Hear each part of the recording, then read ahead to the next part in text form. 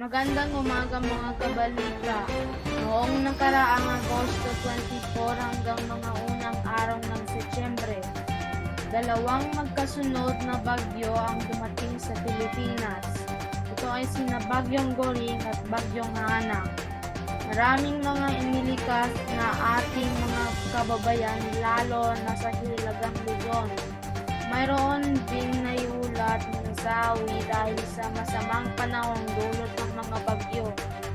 Dahil sa masamang panahon dulot ng Bagyong Goring at ng Habagat, nagsuspinde ang klase sa lahat ng antas noong Setyembre 1. Ang mga sumusunod na lugar: Metro Manila, Bataan, Rizal, Abra, Benguet, Santol, Pampanga, Bacolod, Angonoy, Bulacan, Angeles City, Atok, Benguet, Dasmariñas, Cavite, Alfonso, Cavite, Imus, Cavite,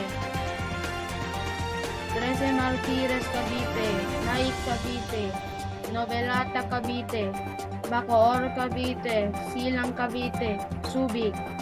Nagsuspindi din ng klase sa mga pampublikong paaralan sa Abari, Cagayan, pero pinaubayan nila sa mga private schools kung sususpinde ang klase sa kanilang mga paaralan.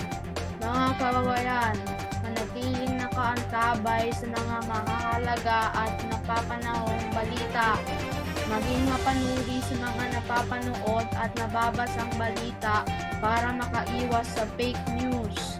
Tandaan na ang fake news ay nagdudulot ng pagkalito tungkol sa kasalukuyang issue at pangyayari tulad na lamang ng bagyo at suspension ng klase. Maaari tayong mapahamak kung malagay sa panganib at magkangalay ng magiging desisyon.